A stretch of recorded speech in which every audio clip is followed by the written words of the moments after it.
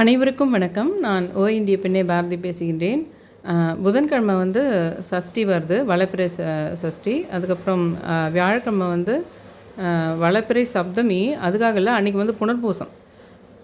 புனர்பூசம் வந்து நமக்கு தெரியும். எப்போ நம்ம கனகம்பட்டி ஐயா அவர்களை பற்றி ஏறக்குறைய 6 வருஷமாக, அதாவது சேனல் ஆரம்பித்து 7-8 வருஷம் ஆகிருக்கும். ஆனால் 6 வருஷமாக நான் வந்து கனகம்பட்டி ஐயாவை பற்றி திரும்ப திரும்ப இந்த நியூ மெத்தடில் லா ஆஃப் அட்ராக்ஷன் மாதிரி 369 டைம்ஸ் எழுதுதா இருக்கட்டும், இல்லை வேறு விதமான அவருடைய அந்த குரு பூஜை நாள்லேயே வந்து உப்பில் அவர் பேர் எழுதி வைக்கணுன்ற மாதிரி, அதே மாதிரி வேறு மாதிரி நம்ம கவனிக்கிறது. பச்சை கலரில் யாருன்னா ஒரு இவர் தாத்தா மாதிரி நம்மளுக்கு தலைப்பா கட்டி வராங்களா, இல்லை பச்சை கலர் வேஷ்டி கட்டுன்னு வராங்களா, இல்லை அந்த மாதிரி பச்சையம்மா இவங்க எல்லாம் கூட மதுரை மீனாட்சி, பச்சையம்மா எல்லாமே அவரோட தொடர்புடையதாக இருக்கின்றது.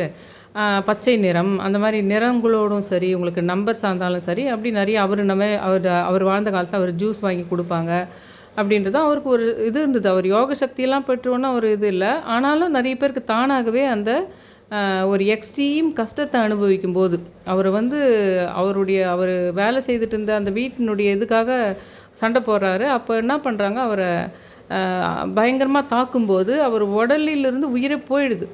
அந்த எக்ஸ்ட்ரீம் ஸ்டேஜ். ரெண்டாவது இன்னொரு விஷயம், சின்ன வயசுலேயே அவருக்கு வந்து அவங்க வீட்டில் படிக்க வைக்கிறதுக்கு ஏதோ எதிர்ப்பு தெரிவிக்கிறாங்க. அவங்க சித்தியோ யாரோ ஒரு எதிர்ப்பு ஒன்று தெரிவிக்கிறாங்க. அவர் படிக்க வைக்காமல் இது பண்ணுறாங்க. அதனால் ஒரு வீட்டில் வேலைக்கு போகிறாரு அவர். அந்த மன வலியும் சேர்ந்து திடீர்னு ஒரு எக்ஸ்ட்ரீம் ஸ்டேஜ், ஒரு குண்டு போட்டுடுறாங்க. இல்லைனா வந்து ஒரு இப்போ நம்மளுக்கு இதெல்லாம் இருக்கும் பார்த்திங்களா, அமெரிக்காவோ ஏதோ ஒரு கண்ட்ரி வந்து இன்னொரு கண்ட்ரி மேலே ஃபுல்லாகவே ஒரு பெரிய பாம்பு போட்டே அழிச்சிடுச்சுன்னா, அவங்க காலகாலமாக என்ன ஆவாங்கன்னா, அதிக நாலேஜ் இருக்கிறவங்களா, அதிக சுறுசுறுப்பு இருக்கிறவங்களா, ஒரு சக்தி இருக்கும். அந்த பர்டிகுலர் நாட்டுக்கு பயங்கரமான உலகத்தையே அதிக டெக்னாலஜி இருக்கிறவங்களா வந்துருவாங்க உங்களுக்கு. அந்த மாதிரி தான் ஒவ்வொரு தனி மனிதர்கள் ஒரு சித்தர்கள் ஆகிற விஷயத்தில் கூட இது நடக்குது. அதே மாதிரி ஒரு சயின்டிஸ்ட்டுக்குள்ளேயும் அது நடக்குது. இப்போ அநேக சயின்டிஸ்ட்டுங்க ஒரு மனநலம் பாதித்து சிறு வயதில் ஏதோ ஒரு பெரிய பாதிப்புக்கு உள்ளாகி அவங்க ஒரு மனதளம் இதானாலே ஒரு பைத்தியக்காரனாகவும் ஆகலாம். அதே சமயத்தில் ஒரு கண்டுபிடிக்கக்கூடிய சயின்டிஸ்டாக எக்ஸ்ட்ரீமாக வேறு ஒரு விஷயமும் நடக்கலாம். அந்த மாதிரி தான் ஆன்மீகமாக அவங்களுக்கு நடக்குது. அவங்களுக்கு மட்டும் வர்ற பக்தருங்கிட்ட வந்து கேட்குறவங்களுக்கு முன்கூட்டியே அவங்களுக்கு இப்போ ஃப்யூச்சரில் என்ன நடக்க போகுதுன்னு தெரியறது, ஏற்கனவே அவங்களுக்கு என்ன நடந்துருக்குதுன்னு இன்ட்யூஷனாக சொல்ல முடிகிற சக்தி இருக்குது. எல்லாம் கூட ஒரு எக்ஸ்ட்ராடினரி சக்தி அவங்களுக்கு கிடைக்கிறது விட எப்படின்னா, அது யோக சக்தி உட்காந்து யோகா பண்ணி தான் வரணுன்றது இல்லை. 2 விஷயங்கள், ஒரு எக்ஸ்ட்ரீம் ஸ்டேஜை சடனாக மீட் பண்ணுறதும் இருக்கும்.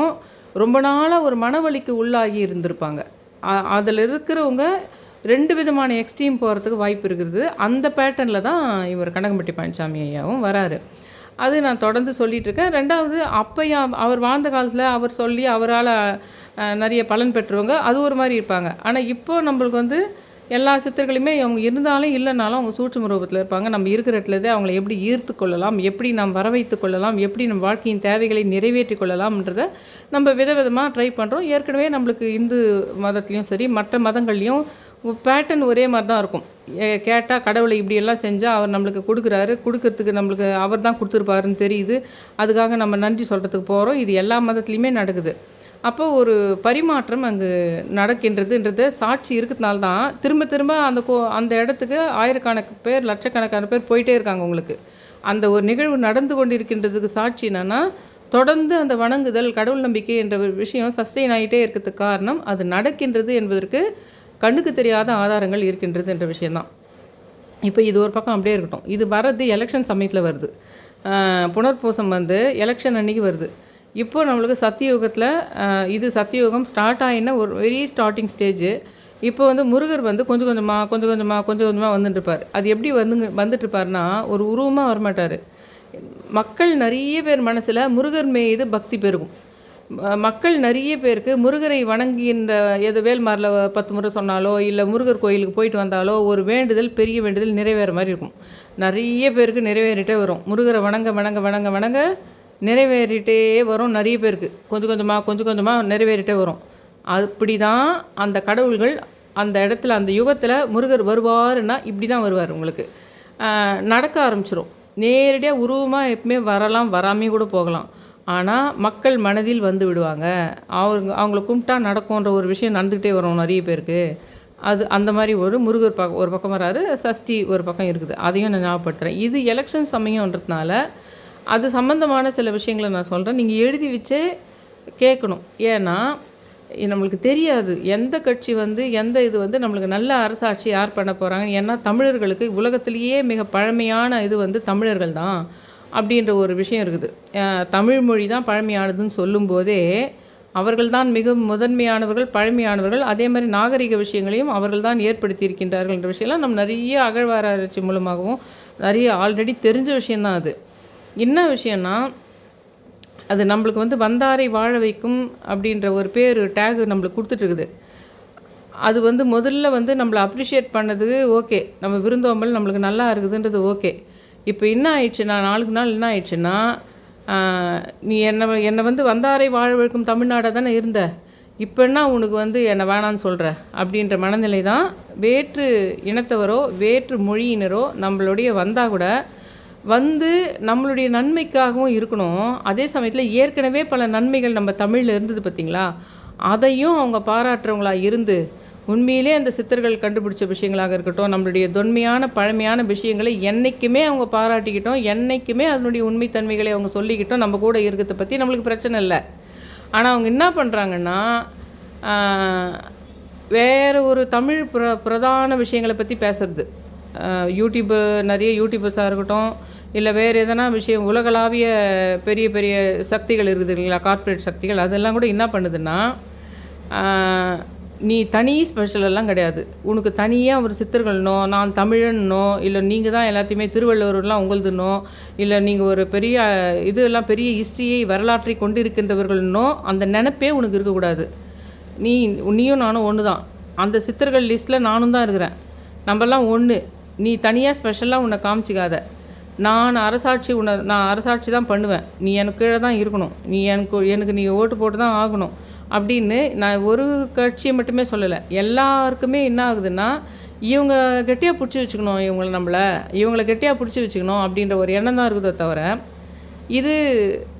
இது ஒரு பக்கம் அப்படியே இருக்கட்டும். அந்த அரசாங்கம்ன்றது ஒரு பக்கம் அப்படியே இருக்கட்டும். நீங்கள் வீட்லேயே பார்த்தீங்கன்னா கூட அந்த காலத்தில் கொஞ்சம் கூட்டு குடும்பங்கள் எல்லாம் இருக்கிற காலத்தில் கூட என்ன ஆகுன்னா கூட்டு குடும்பமாக இருந்தால் நல்லதுன்னு சொல்லிட்டு பெரியவங்க சொல்லுவாங்கன்னு நம்ம சொல்லுவோம். ஆனால் இன்றைக்கி சீரியல்களையும் இன்றைக்கி இதுவும் உங்களுக்கு பார்த்தாவே நல்லா தெரியும். அந்த கூட்டு குடும்பமாக இருக்கணுன்ற நோக்கமே அந்த யார் தலைவன் தலைவியோ அவங்க கண்ட்ரோல்லேருந்து அவங்க மற்றவங்க போயிடக்கூடாதுன்றது தான் மெயின் நோக்கமாக இருக்குமோ தவிர எல்லாருக்கும் நன்மை பயக்கணும், எல்லாருக்கும் நலம் பயக்கணுன்றதே நோக்கம் கிடையாது. நம்மளுடைய ஆதிக்கத்தின் கீழே வீட்டில் இருக்கிறவங்க ஒரு அப்பா கூட அம்மா கூட நம்மளை விட்டு இவனே கைமீறி போயிடக்கூடாது. நான் பார்த்துருக்குறேன் நிறைய பேர் தன்னை விட தான் பசங்க அதிகமாக சம்பாதிச்சாலே அவங்க இந்த வீட்டை விட்டு போயிட்டால் அவங்க நம்மளை விட நல்லா வசதியாக கூட இருப்பாங்கன்னு கூட தெரியுது. ஆனால் நம்ம கண்ட்ரோல்லேருந்து அவங்களுக்கு போயிடுறதுக்கு அந்த அதிக பண வரும்படி தான் காரணமாக இருக்கின்றதுன்ற பட்சத்தில் அவங்களுக்கு அது பிடிக்காமல் போகுது. பெண்களை ஒரு விதமாக பேரண்ட்ஸே அடிமைப்படுத்துகிற மாதிரி தான் அந்த கூட்டு குடும்ப கான்செப்டில் சில விஷயங்கள் தான் நல்லதாக நடக்குது. ஆனால் அதனுடைய மெயின் நோக்கமே என்னன்னா உனக்கு நான் நல்லது பண்ண போகிறேன்ற மாதிரி அது கான்செப்ட்டு. ஆனால் கான்செப்ட் என்னன்னா நம்ம கண்ட்ரோலில் விட்டு போகக்கூடாது அப்படின்ற ஒரு விஷயந்தான் மெயினாக அதில் இருக்குது. மோஸ்ட்லி அப்படி இருக்குது. இப்போது கொஞ்ச நாளைக்கு முன்னாடி நான் இதை பேசியிருந்தா கூட இது எதிர்ப்பு தெரிவிச்சிருப்பாங்க நிறைய பேர். அது எப்படி சொல்லலாம், எல்லாம் கூட்டாக இருந்தால் தானே நல்லது, அப்படி இருந்தால் தானே குழந்தைங்கள்லாம் நல்லா தாத்தா பாட்டிக்கிட்ட கதை கேட்டு வளரும்னு பேசுவாங்க. இப்போ பேச மாட்டாங்க யாருமே. ஏன்னா எல்லாம் அனுபவித்து பார்த்தாங்க அந்த விஷயத்தை. என்னன்னா சைக்கலாஜிக்கலாக ஒரு நல்ல தாய் தந்தையினுடைய மனம் கூட என்ன ஆகிடுதுன்னா அது வேறு மாதிரி தான் மாறிடுது. அவங்க நம்ம கண்ட்ரோலில் இருக்கணுன்றது தான் முக்கிய குறிக்கோளாக இருக்குதுன்றது தான் விஷயம். அதே தான் அரசாங்கமும் கூட உங்களுக்கு நம்ம மீது பற்று இருக்கிறதில்ல. ஒரு தமிழனுக்கு தனிப்பட்ட ஒரு பெருமைகள் எதனா இருந்தால் அதை பற்றி பெருசாக பேசுறது கிடையாது, அதை கண்டுக்கிறது இல்லை. ஆனால் எதனா உலகளாவிய விஷயங்களில் பெரிய பாதிப்பு இருக்குதுன்னு வச்சுக்கோங்களேன், சரி இலுமினாட்டிகளால் நம்மளுக்கு எல்லாம் பிரச்சனை இருக்குதுன்னு வச்சுக்கோங்களேன், அந்த பிரச்சனையில் நானும் தான் இருக்கிறேன், நம்ம இந்தியா ஃபுல்லாகவே அந்த பிரச்சனையில் இருக்கிறோம், நீ மட்டும் தனிச்சு இல்லை அதில் அப்படின்னுறது. ஏன் அப்படி சொல்கிறாங்கன்னா அந்த இலுமினாட்டிஸ் பண்ணுற வேலையை கொஞ்சம் பேர் உள்ளூர்லேருந்துக்கிட்டே பண்ணுறாங்க நம்ம கத்தை, பக்கத்து ஸ்டேட்டில் இருக்கிறவங்களே பண்ணுறாங்க நம்ம கத்தை. இங்கே உள்ளுக்குள்ளேயே இருக்கிற வெவ்வேறு ஒவ்வொரு மதங்களுக்குள்ளேயே அந்த இலுமினாட்டி விஷயங்குது. இன்னும் சொல்லப்போனால் ஒவ்வொரு வீட்டில் இருக்கிற உறவுகளுக்குள்ளேயே அந்த இலுமினாட்டி விஷயம் இருக்குது. உனக்கு நிறைய வீட்டில் நீங்கள் பார்த்தீங்களன்னா கட்டாயம் நம்மளை பார்த்தா அவங்களுக்கு பிடிக்கவே இல்லைன்னு தெரியும். நம்மளை பற்றி பல கமெண்ட்ஸு பின்னாடி அடிச்சிருப்பாங்க. நம்மளுடைய வாழ்க்கையில் முக்கியமான கட்டங்களில் கை வச்சு கூட கெடுத்திருப்பாங்க. ஆனால் உலக இதில் சமுதாயத்துலேயும் உறவுகள் மத்தியிலையும் நம்ம மீது வெல்விஷர் இருக்கிறவங்க மாதிரியும் காட்டிக்குவாங்க. போதாத குறைக்கு சில சமயத்தில் என்ன பண்ணுவாங்கன்னா, ஒரு ரொம்ப யாருமே நம்பலை அப்படின்ற பட்சத்தில் டக்குன்னு நிறைய உதவிகளை செய்திருவாங்க. நம்ம கண்டுபிடிச்சிட்டாங்க, ஓரளவுக்கு கண்டுபிடிச்சிட்டாங்க, நம்ம மேலே அவங்களுக்கு ஒன்றும் அக்கறை இல்லை, ஆனால் அக்கறை இருக்கிற மாதிரி நடிக்கிறாங்கன்ற விஷயம் கொஞ்சம் நிறைய பேருக்கு தெரிய வருதுன்னு வச்சுக்கோங்களேன். அந்த சமயத்தில் என்ன பண்ணுவாங்க, கொஞ்சம் பெரிய அளவே பண உதவியோ, இல்லை அவங்க வீட்டில் ஒரு பெரிய விஷயத்தை முன்னின்று பண்ணி வைக்கிறது, இல்லை ஒரு பெரிய விட்டு கொடுத்தல் விஷயம், இல்லை ஒரு சமுதாயமே இல்லை அவங்க அப்படி கிடையாதுப்பா அப்படின்னு சொல்கிற அளவுக்கு அதை சும்மா ஒரு ட்ராமா பண்ணுறது. அந்த மாதிரி தான் இந்த கவர்மெண்ட்டில் இருக்கிற நல விஷயங்கள், நிறைய நல விஷயங்களை அள்ளி அள்ளி கொடுக்கறது கையை மீறி போகுது. அவங்க கண்டுபிடிச்சிட்டாங்க, சம்மந்தப்பட்டவங்க நம்மளை அடிமை மாதிரி தான் வச்சுங்கிறாங்க, நம்மளை இல்ட்ரீட் தான் பண்ணுறாங்கன்னு நல்லாவே 4 பேருக்கு தெரிய வரும்போது என்ன பண்ணுறதுன்னா, இன்னும் கொஞ்சம் அதிக நலத்திட்டங்களை சும்மா சொல்கிறதோட கொஞ்சம் அதிகமாகவே செய்து தன்னுடைய அதிகாரத்தை தன்னுடைய இதுவை தக்க வச்சுக்கிறதுக்காக சில செய்யுது. ஆனால் நம்ம தமிழ்நாட்டில் இருக்கிற மக்களை பொறுத்த வரைக்கும் பயங்கர இன்னோசென்ட்டு எப்போவுமே. ஏன்னா அழகாக இருந்தால் நம்மளுக்கு பிடிக்கும். நம்ம ஊரில் இருக்கிறவங்களே நம்ம கூட பிறந்தவங்களே அழகாக இல்லைன்னு சொல்கிறாங்களே. வெளிநாட்டிலேருந்து எடுத்துன்னு வந்து தான், வெளி ஸ்டேட்லேருந்து எடுத்துன்னு வந்து தான் நிறைய நடிகர்களோ வச்சு நடித்தா கூட நமக்கு ஆன்னு பார்த்துட்டு இருப்போம். பார்க்கறதோடு இல்லாமல் அது ஒரு நடிப்பு தான் தெரிஞ்சால் கூட அவங்களையே நம்ம தலைவராக ஏற்றுக்கிற இது வந்து கடந்த 100 வருஷமாக நடந்துங்குது. உலகத்தில் எங்கும் நடக்காது. எங்கேயோ ஒரு 1-2 இடத்துல தான் நடந்திருக்கும். ஆனால் நம்ம அதிகமாக அவங்கள வந்து நம்ம நடிக்கிறாங்கன்னு தெரிஞ்சு கூட சினிமாவங்களை அவங்கள ஹீரோவாக காட்டுறாங்க, சினிமாவை அவங்கள அழகாக இருக்கிறாங்க, அழகாக இருக்கணும், நல்லவங்கன்னு நடிச்சிருக்கணும், அதுவே போதும் நமக்கு. அவங்க நடிக்கிறாங்கன்னு தெரிஞ்சால் கூட பரவாயில்ல, நீயே தலைவனாக இருன்ற குணம் தான் நம்மளுக்கு இருக்குது. இந்த குணம் தெரியறதுனால என்ன ஆகுதுன்னா, இவங்களை எவ்வளோ நாளும் அமுக்க முடியும்னா நம்மக்கிட்ட இந்த சுரண்டுறது இல்லை அவங்களுடைய வேலை. நமக்குன்னு சில ஹிஸ்ட்ரி இருக்குது பார்த்தியா, நமக்குன்னு சில வரலாறு இருக்குது பார்த்தியா, அத்தை உனக்கே தெரியாமல் நீ தான் ரொம்ப மோசம், நீ ஒரு மக்கு, நான் இல்லைன்னா நீ மேலுக்கே வரமாட்ட, நான் இருந்ததுனால தான் நீயே வந்து மேலுக்கு வந்த, உங்கள் இது திருவள்ளுவராக இருக்கட்டும், உங்களுடைய சித்தர்களாக இருக்கட்டும், அவங்களையே மேலுக்கு கொண்டு வந்து உலகத்துக்கு காட்டி கொடுத்ததே நான் இல்லைன்னா உன் வரலாறே தெரியாமல் போயிருக்கோம் அப்படின்ற மாதிரி உனக்கு வந்து நம்ம வீட்டில் நம்ம ஒரு அத்தையோ இல்லைன்னா மாமாவோ இல்லைன்னா நம்ம தாத்தாவோ பெரிய தாத்தாவோ ஒரு யாரையானா ஒருத்தர் இழுத்து பிடிக்கிறதுக்காக பேசுவாங்க பார்த்திங்களா. அந்த மாதிரி தான் அரசியல்ன்றதே இதுதான், பாலிட்டிக்ஸ்ன்றதே அதுதான். எனக்கு இந்த பாலிட்டிக்ஸ் இதிலெல்லாம் இன்ட்ரெஸ்டே இல்லாமல் தான் இருந்தது. இதில் என்னதுன்னா அந்த அரசியலும் ஒன்று தான்.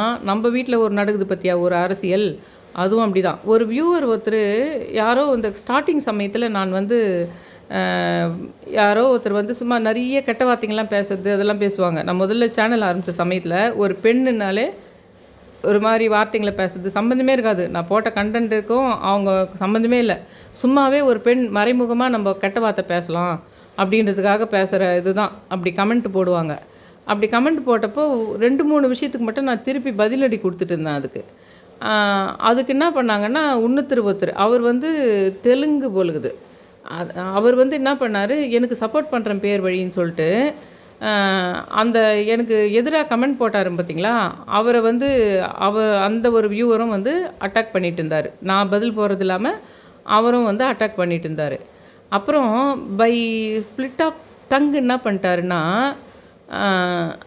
என்கிட்ட எனக்கு கமெண்ட்டில் என்னுடைய கமெண்ட்டில் மெயில்லையே வந்து அவன் அரவான் போல் இருக்குது. அரவான்னா யாருன்னா தமிழர்களை தான் சொல்கிறாங்க அவங்க அரவான். இது ஒன்றே சாட்சி நம்ம தான் நாகர்களாக இருக்கக்கூடும்ன்ற மாதிரி. அந்த நாகம்ன்றது தான் அரவம்னா பாம்பு. அந்த பாம்பு நாகர்கள் ஏன் நமக்கு வந்ததுன்னா அந்த யோக சக்தி.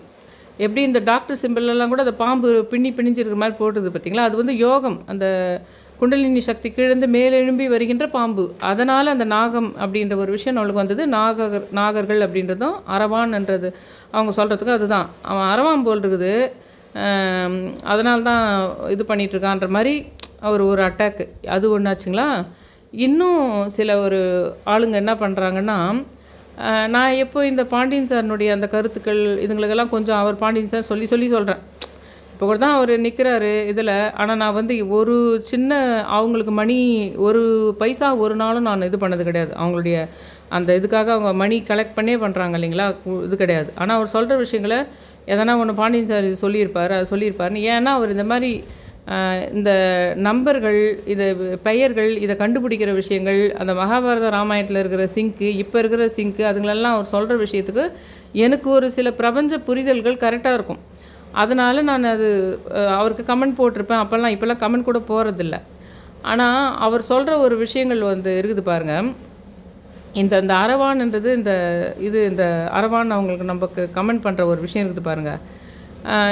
இதில் இன்னும் சில வியூவர்ஸும் சரி, வியூவராக இருந்து ஃப்ரெண்டாகவே மாறினவங்களுக்கும் சரி, என்கிட்ட அவங்களுக்கு என்ன கொஸ்டின்னா, நீ கூட தெலுங்கு தான், அதாவது என்னுடைய அப்பாவுடைய வழி தமிழ் தான், எங்கள் அம்மா அது கூட ஆந்திரா பார்டரில் இருந்ததுனால தமிழ்நாடாக இருந்து ஆந்திராவாக மாறின இடம், அந்த இடத்துல எங்கள் அம்மா இருந்தாங்க, எங்கள் அம்மா கூட பிறந்தவங்களும் இருந்தாங்க, அங்கே இருந்ததுனால தெலுங்கு படித்தாங்க அவங்க. இப்போ அது வந்து தமிழ்நாட்டிலேருந்து ஆந்திராவாக மாறின இடம் அது. ஆனால் அப்பா வந்து கண்டிப்பாக தமிழ் தான், அப்பாவுடைய அப்பாலாம் தமிழ் தான். இந்த கான்செப்டெல்லாம் இருக்கும்போது இவங்க சில கொள்கைகளை வைக்கிறாங்க. தந்தை தாய் வழியில் கூட எங்கன்னா கொஞ்சம் தெலுங்கு ஒட்டியிருந்தா கூட ஒரு சண்டையாக போகுது. இல்லை நீ தெலுங்கு தான், நீ அந்த பேசுனீங்க பாரு, அன்றைக்கி வீடியோவில் கூட நான் எங்கள் அம்மா தெலுங்கு பேசுவேன்னு சொன்னீங்க பாரு அப்படின்றதெல்லாம் அவங்க அதை இழுக்கிறாங்கன்றதுனால நான் என்ன பண்ணேன், யார் பேச்சுக்குமே போகிறதில்ல.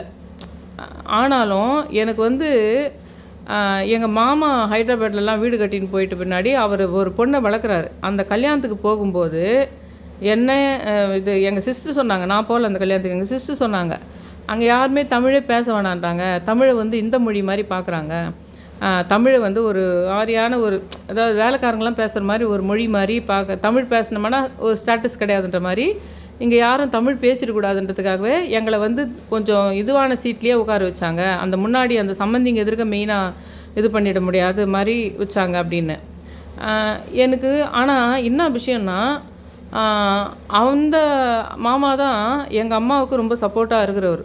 பண விஷயமாகவே இருந்தாலும் சரி, மாரல் சப்போர்ட்டாக இருந்தாலும் சரி, எங்கள் அம்மாவுக்கு ரொம்ப சப்போர்ட்டாக இருக்கிறவர் அவர்.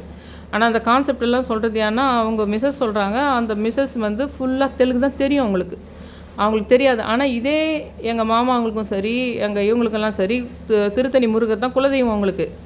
இன்றைக்கி அந்த மாமாவுடைய ஒய்ஃபு தான் இங்கே பல்லூரில் இருக்கிற வாராகி கோயிலுக்கு எங்கள் அம்மா கூட்டிகின்னு போகிறாங்க, இங்கே ஏதோ ஒரு இது சொல்லி. ஆனால் அந்த பேசக்கூடாதுன்னு சொல்கிற விஷயம் என்னென்னா, அந்த தெலுங்கு மூறி போன ஒருத்தர் தெலுங்குனுடைய சென்ட்ரு பார்ட்டில் இருக்கிறவங்கள அவர் கல்யாணம் பண்ணிக்கிறார். அதனால் வந்துடுதுன்னு வச்சுக்கோங்களேன் உங்களுக்கு. இப்போ என்ன பிரச்சனைன்னா, இன்னும் சொல்லப்போனால் அது தம்ப்நெயிலே போட்டு அதை ஒரு வீடியோவை போடலாமான்னு கூட நான் நினச்சேன். அது அப்புறம் பார்த்துக்கலாம் அந்த கதையை. இந்த ஓட்டு கேட்க வந்தவங்ககிட்ட ஒரு காமெடி நடந்தது, அதை நான் அப்புறம் தனி வீடியோவாக போடுறேன். இந்த தெலுங்கு தமிழ் பிரச்சனை கிடையாது. இங்கே இருக்கிறவங்க காலகாலமாக தெலுங்கு ஆளுங்களை கல்யாணம் பண்ணிக்கினாங்க, மலையாள ஆளுங்களை கல்யாணம் பண்ணிக்கினாங்க, எல்லாம் பண்ணிக்கினாங்க, குழந்தைங்க பிறந்துடுச்சு, எங்கேயோ வந்துட்டோம்.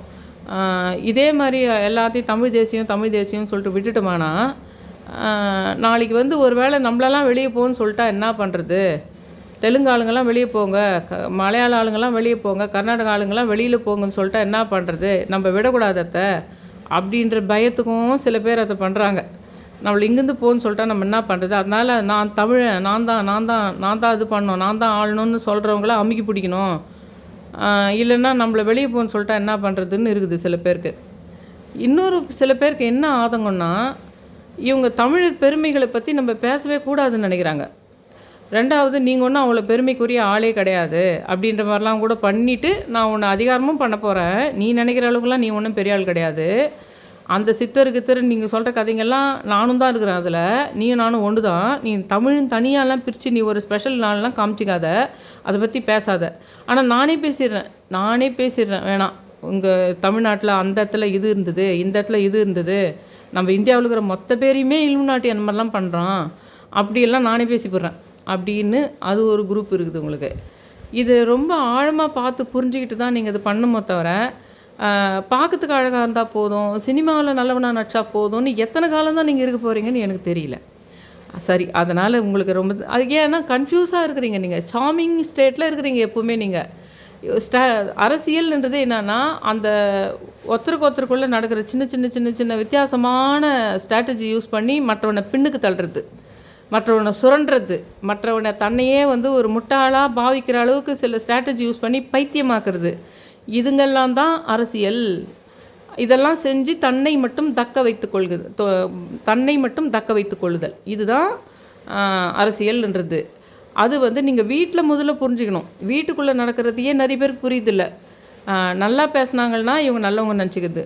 நல்லா பேசிட்டு நீ கண்டி அதை எதிர்க்கிறேன்னு தெரிஞ்சுதானா ரொம்ப நல்லவங்களாகி உங்கள்கிட்ட அந்த பொருளை கொடுத்துட்டு அப்புறம் ஆரம்பிப்பாங்க. நீ கண்டி கண்டுபிடிச்சிட்டேன்னு தெரிஞ்சுதானா அந்த சமயம் ரொம்ப நல்லவனாக பர்சன்டேஜ் அதிகமாக பண்ணிவிட்டு அவன் கையில் இருக்கிற பொருளை கிஃப்ட்டை உன் கையில் திணிச்சிட்டு நீ ரிவர்ஸில் போக முடியாத அழைப்பு ஆயிட்ட பின்னாடி அப்புறம் அடிப்பான். அதுக்கெல்லாம் பல நாலேஜ் இருக்கணும். அந்த மாதிரி விஷயங்களை நீங்கள் வீட்டுக்குள்ளே நடக்கிறத முதல்ல கவனிக்கணும். அதை கவனித்தா மட்டும்தான் நாட்டில் நடக்கிற விஷயங்களை இல்லைன்னா யார் என்ன சொன்னாலும் சூப்பர்வா இது அவங்க கூட இதே தான் சொன்னாங்க இவங்க கூட இதே தான் சொன்னாங்க அப்படின்னு எதனா பேசினிருப்பீங்க. அதனுடைய உள்ள அர்த்தம் புரியணும். என்றைக்குமே தமிழினுடைய பெருமையை தனித்து அவங்க பேச மாட்டாங்க. தமிழ் ஆளுங்களே பண்ண விதங்களை பற்றி பெருமையாக பேச மாட்டாங்க. வேறு ஏதோ ஒரு கதையை பிடிச்சி பேசிகிட்டு இருக்குது. வேறு எங்கேயோ நடந்த விஷயங்களெல்லாம் உட்காந்து பேசிகிட்டு இருக்குது. அது ஒரு மாதிரியான ஸ்ட்ராட்டஜி. ஒரு விஷயத்துலையுமே நமக்கு கேட்கறதுக்கு காதுக்கு இனிமையாக இருக்குதுன்னா அந்த இடத்த அப்படியே நம்புறதுன்றது கூடாது. அதுக்காக கண்மூடித்தனமாக சும்மா யார் பண்ணாலுமே ஒரு சந்தேக குணத்தோடவே இருக்கிறதில்ல. சின்ன நுணுக்கங்களை நம்மளை சுற்றி நடக்கிற அரசியலில் வீட்டிலேருந்து தான் நீங்கள் ஆரம்பிக்கணும். வீட்டில் நடக்கிறது தெரியணும் உங்களுக்கு முதல்ல. இது கூட இந்த கடவுள் வழிபாடு, இந்த சித்தர்கள் வழிபாடு, முருகர் வழிபாடு இது மாதிரிலாம் பண்ணும்போதுன்னா அவங்களே கொஞ்சம் ஹெல்ப் பண்ணுவாங்க. உங்களுக்கு நடக்கிற விஷயங்களை புரிய வைக்கிறதுக்கு அவங்களே கொஞ்சம் ஹெல்ப் பண்ணுவாங்க நமக்கு. இது ஒரு பக்கம் இப்படியே இருக்கட்டும். உங்களுக்கு புரியுதோ புரியலையோ இல்லை எனக்கும் புரியுதோ புரியலையோ நம்ம கேட்டுடுவோம் பேசாமல் முருகர்கிட்டையும் கனகம்பட்டி பழனிசாமிகிட்டையும். அன்றைக்கே புனர்பூசம் அன்றைக்கே எலெக்ஷன் இருக்குதுன்றதுனால எழுதியே வச்சு எந்த அரசு வந்து ஜெயிச்சுதானா ஓரளவுக்கு எங்களுக்கு மேலாக இருக்கும். இப்போ வந்து நம்மளுக்கு தெரியாது. இப்போ நிற்கிறவங்க எல்லாருமே யார் வந்தாலுமே யாராவது ஒருத்தர் வந்தால் கூட அதில் அது எப்படி இருக்க போகுது நம்மளுக்கு தெரியாது. ஆனால் இனிமேலாவது நம்மளுக்கு வந்து கொஞ்சம் கொஞ்சமாக படிப்படியாக நம்முடைய தமிழர்கள் வந்து நல்லபடி மேலுக்கு வரத்துக்கும் சரி, தமிழர்களுடைய பெருமைகளையும் வரலாறையும் அழிக்காத நீங்கள் உங்கள் வேண்டுதலை அப்படி வைங்க. ஆனால் எழுதும்போது நல்ல அரசாங்கம் எங்களுக்கு அமையணும் அப்படின்னு மட்டும் எழுதுனா போதும். எழுதி அங்கே வச்சுடுங்க 22ஆம் தேதியே.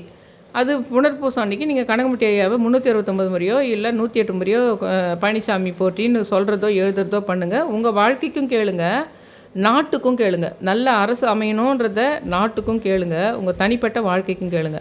அது நல்லா அமைஞ்சாதான் உங்களுக்கு வேலை வாய்ப்பு, உங்களுக்கு பொருளாதார வசதி எல்லாமே அமையும்னு வச்சுக்கோங்களேன். அதே மாதிரி நாட்டு விஷயம் மாதிரியே வீட்டில் இருக்கிற பாலிட்டிக்ஸை சின்ன வயசுலேருந்தே வந்து கரெக்டாக வீட்டில் இருக்கிற சின்ன பசங்களுக்கு கூட புரிகிற மாதிரி அவங்கள டைரெக்டாக பேசாமல் வீட்டில் பேசணும், அவங்க எதிர்க்க பேசணும். ஆனால் எதை அவாய்ட் பண்ணணுமோ அதை அவாய்ட் பண்ணிட்டு பேசணும். அந்தந்த வயசுக்கு ஏற்ற மாதிரி வேறு ஒரு உலக அரசியல் விஷயங்களையும் வீட்டில் நடக்கின்ற அரசியல் விஷயங்களையும் பசங்க எதிர்க்க பேசணும். ஆனால் அவங்களே கூப்பிட்டு வச்சு பேசக்கூடாது. அதில் கெட்ட வார்த்தைகள் கலக்காமல் நீங்கள் பொறாமை உங்களுக்கு மற்றவங்க மேலே பொறாமல் இருக்கும். அந்த பொறாமை விஷயத்தெல்லாம் பேசக்கூடாது. இந்த நுணுக்கங்கள் இங்கே நான் சொன்ன பாருங்க.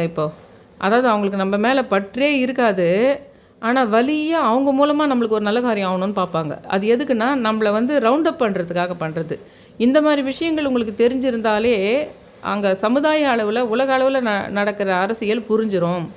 அது புரிஞ்சிட்டாலே ஒருத்தருக்கு புரிகிற மாதிரி 100 பேருக்கு புரிஞ்சிட்டாலே யாரும் நம்மளை வந்து அந்த மாதிரி ஆட்கொண்டு நம்மளை அப்படியே அடிமைப்பிடி மாதிரி வச்சுட்டு இருக்க முடியாது. நம்ம எல்லாம் நினச்சிட்ருக்கோம் நம்ம எல்லாம் விடுதலை அடைஞ்சவங்கன்னு நினச்சிட்ருக்கோம். நம்ம யாருமே விடுதலை அடையலைன்றது தான் முக்கியமான விஷயமே.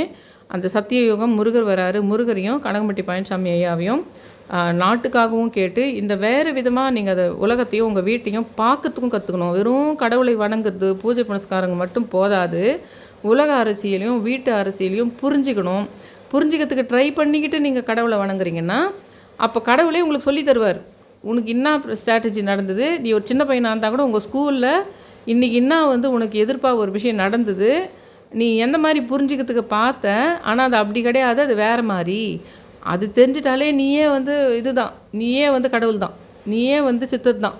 அந்த விஷயம் புரிஞ்சிட்டாலே நீயே உன் வீட்டுக்கு அதிபதியாக சித்தராக இருப்ப. நீ நாட்டுக்கு இருக்க வேணாம், உன் வீட்டுக்கு நீ சித்தராக இருந்தாலே அதுவே போதும். யாரும் உங்களை ஆட்கொள்ள விடாமல் பார்த்துக்கிறது. அப்போ நீங்கள் தவறான விஷயத்தில் போய் ஸ்ட்ரக் ஆக மாட்டீங்க. ஸ்ட்ரக் ஆகி உயிர் போகிற சமயத்தில் எனக்கு வந்து எங்கள் உறவில் தான் இப்படி நடந்தது, அன்றைக்கி அவங்க இது பண்ண இதில் கந்திஷ்டி பொறாமல் அதுவும் வருது. நான் சொல்கிற மாதிரி ஸ்ட்ராட்டஜிக்கலாகவே சாவடிக்குது, அதுவும் இருக்குது. நான் சொல்கிற மாதிரி அவங்கள வந்து சும்மா தனக்கு கீழே கொண்டு வரணுன்றதுக்காக நிறைய பண உதவிகளை செய்து பொருட்களை வாங்கி கொடுத்து ஒரு இக்கட்டான சூழ்நிலையில் நான் படிக்க வைக்கிறேன்னு சொல்லியோ இல்லை நான் இது பண்ணுறேன்னு சொல்லியோ வருவாங்க. அப்படி வர்றவங்க எல்லாமே எதுக்காக வராங்கன்னு தெரிஞ்சுக்கிட்டு அந்த பையனை யூஸ் பண்ணணும்.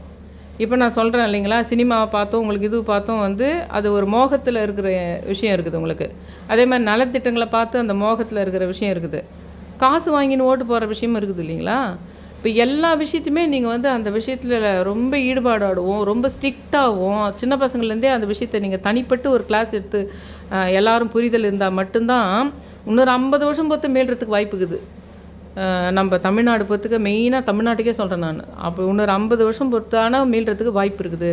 அதனால் நான் சொல்கிற மாதிரி எழுதி வச்சே வந்து கும்பிட்டுட்டு உங்கள் வேண்டுதல் ஒன்றும் எழுதி இந்த அரசு நல்ல அரசு அமையணும் அப்படின்ற விஷயத்தையும் எழுதி வச்சுட்டு 2 நாளுமே ஒரு நாள் முருகர், இன்னொரு நாள் கனகம்பட்டி பழனிசாமி வேண்டுங்கன்னு சொல்லி சேனலில் தயவு செஞ்சு சப்ஸ்கிரைப் பண்ணுங்கன்னு ரொம்ப ரிக்வெஸ்ட் பண்ணி கேட்டுக்கிறேன். Thank you all.